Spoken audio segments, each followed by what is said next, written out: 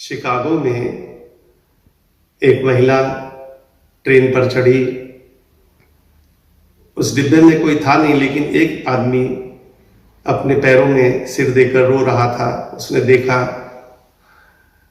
उसने सोचा अपनों से बिछड़ने का गम, किसी की मृत्यु हो गई हो जहां ये जा रहा है, कोई और ऐसी बड़ी मुसीबत, कुछ इसका वहां बड़ा नुकसान हो गया है जहां ये जा रहा है, इसलिए वो बैठ गई।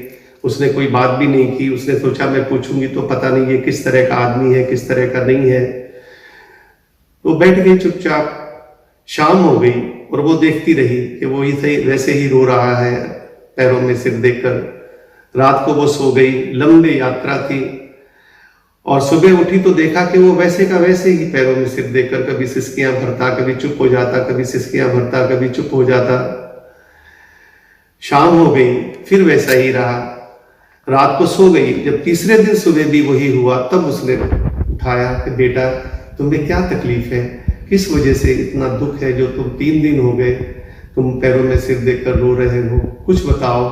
शायद बताने से बोझ हल्का हो जाता है। उसने कहा माँ जी मेरी तो तकलीफ को आप पूछो ही मत, इतनी बड़ी तकलीफ है कि उसका कोई इलाज ही नहीं समझ में आ रहा है, क्योंकि मैं गलत ट्रेन में बैठा हूँ। उसने कहा बेटा अगर गलत ट्रेन में बैठा है तो उतर जा, वापिस चला जा।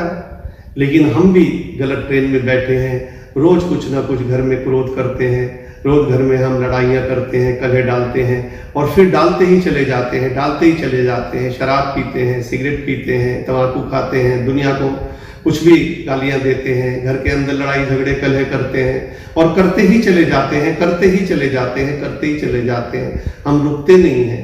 जबकि नीचे उतर जाओ भाई, अगर तुम्हें तकलीफें नजर आ रही हैं तो ठीक है मानता हूं, लेकिन अब उन आदतों को छोड़ो। नई आदतें जो अच्छी तरफ ले जाती हैं, जो मंदिर की तरफ ले जाती हैं, जो मंत्र जाप की तरफ ले जाती हैं, जो गुरुद्वारे की तरफ ले जाते हैं, उन आदतों को पकड़ो और जो आदतें खराब है उसको छोड़ो और आगे चलो।